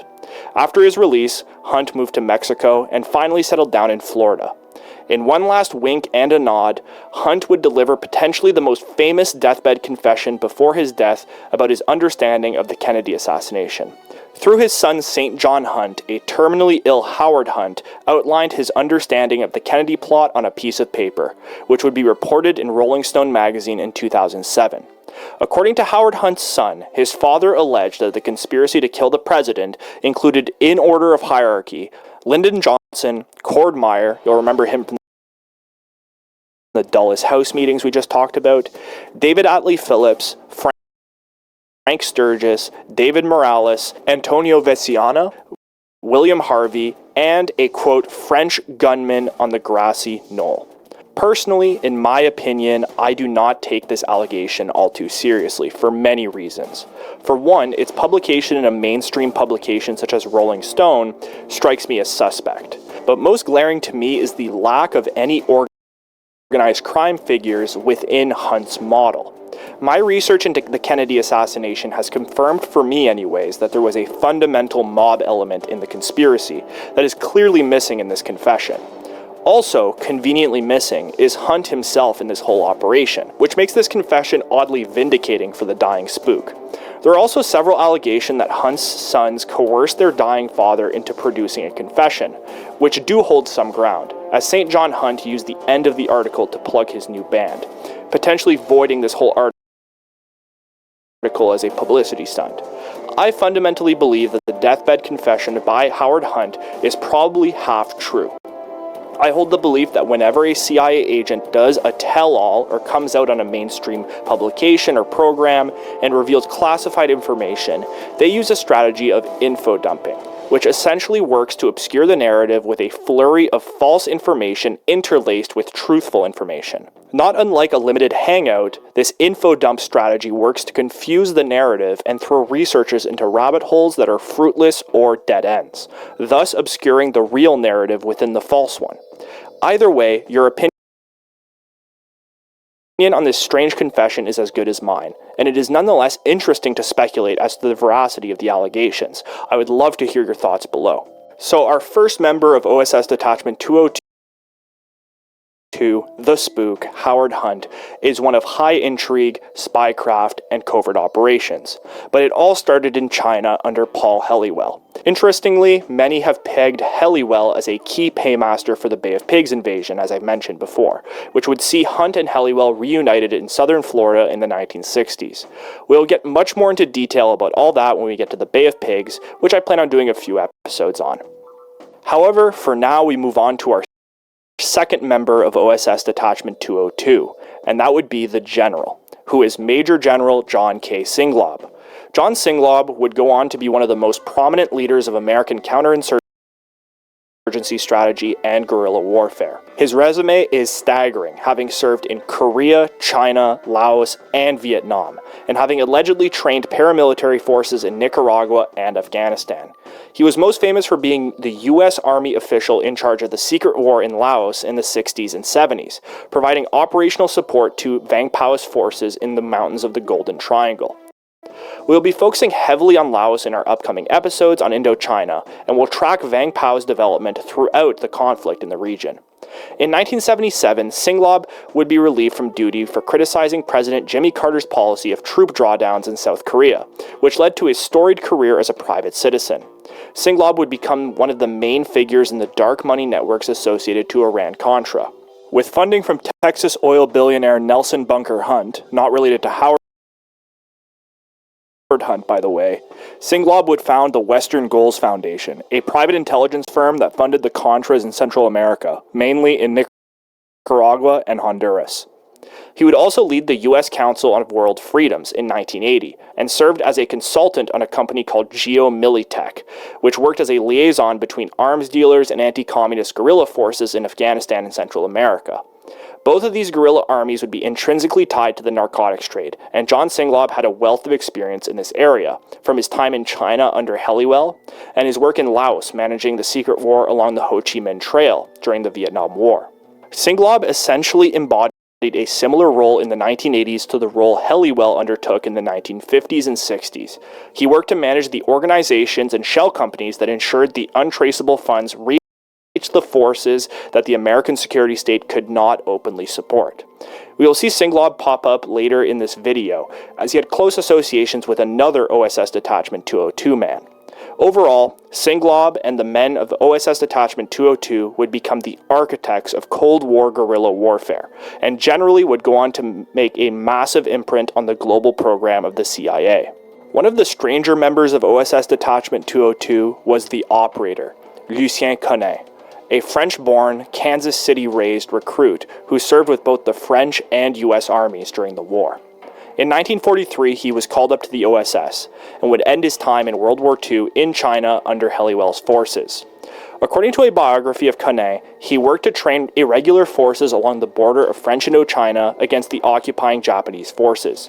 His campaign was successful, and he remained in Vietnam briefly after the war, but ultimately declined a recruitment offer from French intelligence. He allegedly met with Ho Chi Minh in Saigon, and was convinced that he had to be countered. He served the next 9 years with the CIA in post-war Germany, before returning to Vietnam in 1954, working under CIA attaché Edward Lansdale as his top aide, who we will get to later when we discuss the First Indochina War.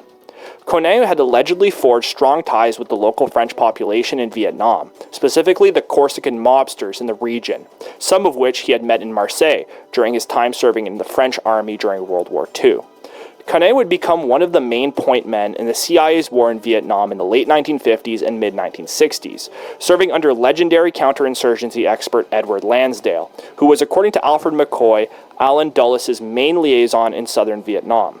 Conein and Lansdale would work to pacify the Laos-Vietnam border, and Conein specifically helped establish a narcotics connection between the Corsican mobsters in Saigon and Vang Pao's guerrilla army in Laos.